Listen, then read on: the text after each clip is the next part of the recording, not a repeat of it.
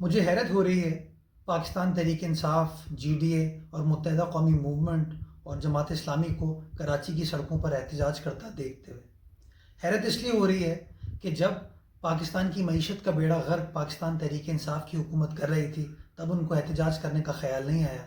جب غربت، بے روزگاری، مہنگائی اس ملک میں بڑھ رہی تھی تب ان کو احساس نہیں ہوا۔ جب لوگوں سے ان کے گھر چھینے جا رہے تھے اس وقت ان کو احساس نہیں ہوا احتجاج کرنے کا۔ جب چینی، آٹا، ادویات، پیٹرول، ڈیزل، مٹی کا تیل، دودھ، انڈے مہنگے ہو رہے تھے تب ان کو احساس نہیں ہوا احتجاج کرنے کا۔ لیکن آج جب کراچی شہر میں کام ہوتا ہوا نظر آ رہا ہے، جب آج صوبہ سندھ کے اندر ایک بیلنس متوازن قانون بلدیاتی انتخابات کے لیے اسمبلی سے پاس کرایا گیا ہے تو اب ان کو احتجاج کرنے کی سوچ رہی ہے۔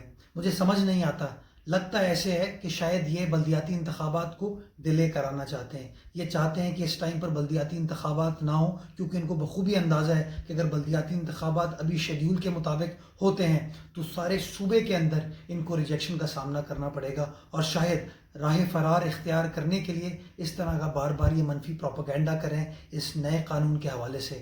میں لوگوں سے پوچھنا چاہوں گا، میں جماعت اسلامی کے دوستوں سے پوچھنا چاہوں گا، متحدہ قومی موومنٹ سے پوچھنا چاہوں گا، P T I, G D A سے پوچھنا چاہوں گا، جب صوبہ سندھ کی آبادی کم دکھا کے سینسس کو اپروو کیا گیا تھا تب انہوں نے احتجاج کیا تھا، کوئی پروٹیسٹ کیا تھا؟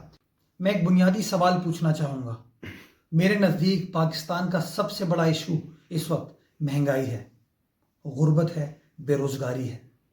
سب سے بڑا ایشو جس طریقے سے پاکستان کو گروی رکھ دیا گیا ہے آئی ایم ایف کے ہاتھوں اس موجودہ پاکستان تحریک انصاف کی حکومت نے، وہ پاکستان کا سب سے بڑا ایشو ہے۔